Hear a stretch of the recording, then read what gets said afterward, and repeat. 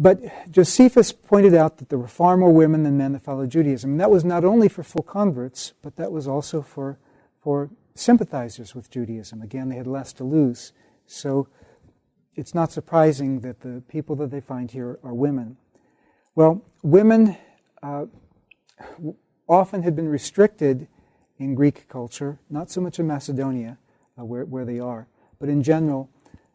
But the one sphere where even Greeks gave women any public responsibility, when I say Greeks, I'm thinking more of Attica, like the Athenian culture as opposed to Sparta.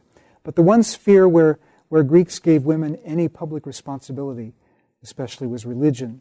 And women were heavily involved here in the Diana cult in Philippi. And Macedonian women historically had been freer than Greek women anyway. Well, Paul's teaching women and focusing on women, some Judeans would deem that suspicious. In fact, if you had enemies and you had women as your supporters, as Jesus did back in Luke 8, 1-3, and of course the previous passage where the woman is washing his feet in 7:36-50, conservative Judeans looked down on that, and anybody who didn't like you would look down on that. They would use that as a cause of complaint.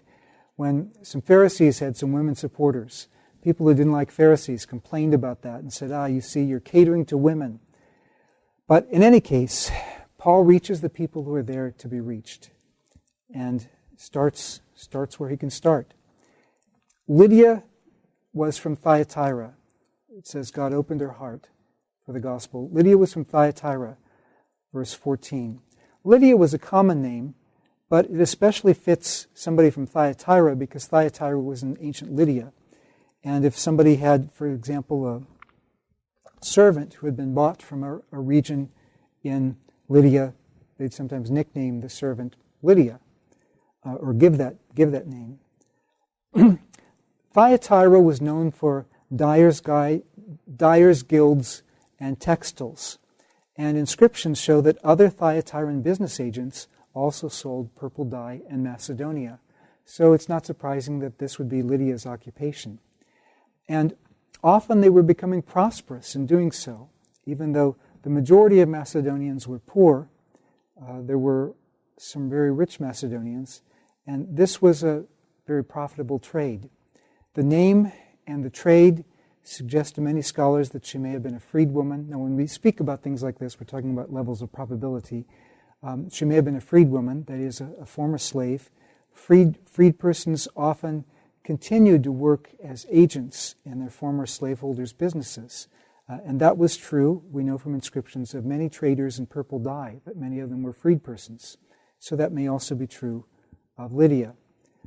By this period, women were sometimes engaged in business, and even slave women could become managers, just like slave men could be.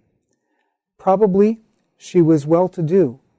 When I say probably she was well-to-do, she could have been marginally well-to-do as a slave even, because slaves were often allowed to hold some money on the side. Technically it belonged to the slaveholder, but Roman law actually allowed the slaves to control it to a great degree, provided the slaveholder did, which normally was the case with managers who, if the slave manager had their own income. However, much more likely that she'd be a freed person, or she could be just free, but probably a freed person. Now, she was probably well-to-do as a seller of purple. That had been a luxury good in the Mediterranean world and to the east in Persia as well. It had been a luxury good in the Mediterranean world for over 1,000 years. And the main source of purple dye, especially as a luxury good, was the Murex shellfish near Tyre. You would have to crush a lot of this mollusk to squeeze out the purple from it. And then that was used on garments. You might have to squeeze 1,000 of them to get just a bit of purple garment. So that's why it was so expensive. That was the main source of purple. And naturally, since it was based on the squeezed gunk of mollusks, purple dye didn't smell very good. But that was all right. It was a status symbol. People were willing to endure the smell for the sake of the status symbol. And so that was normally traded in something very, very wealthy. Now, there was also some imitation purple, and some of that was based on some things that were available in Asia Minor. You had the Kermes oak, from which you could get red dye, and also near Macedonia you had a way you could get imitation purple. So she may not have been selling the most expensive form of purple in this period. She may have been selling something cheaper, but in any case, she's probably well-to-do, because you would be handling a lot of money doing any of this. She's not a maker of purple dye.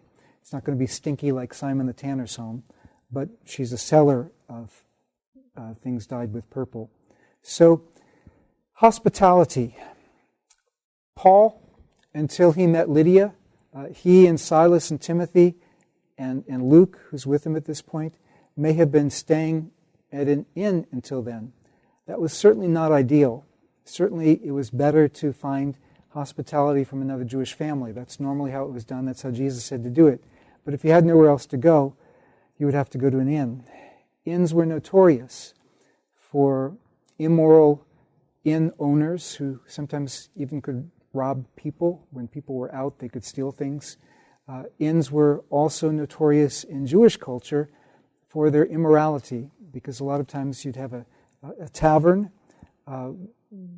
which wasn't considered immoral in itself, but the barmaids of the tavern, who were often slaves who had been rescued from the trash heaps as babies, now they were raised as slave prostitutes, they would serve as prostitutes in the rest of the inn. So this wasn't an ideal place for Jewish people to stay, and there also were problems with things like bed bugs. So you read about those actually in the Acts of John in the late 2nd century. It's a novel. It's my favorite of the novelistic acts, where you have all these bed bugs, and John wants to get rid of them. So he commands them in the name of the Lord. And you're expecting fire to come down from heaven and devour the bed bugs, but I like this. No fire. He just commands them, and they line up single file and go out of the room. But in any case, hospitality was a major value in the ancient Mediterranean world, major value in Judaism, even more so than many other cultures. Lydia provides hospitality. It was considered an honor, actually, to provide hospitality for a man or a woman of God. So she functions as their patron or their benefactor. Not patron in the most technical Roman sense, but patron in the more general way in which New Testament scholars use it today.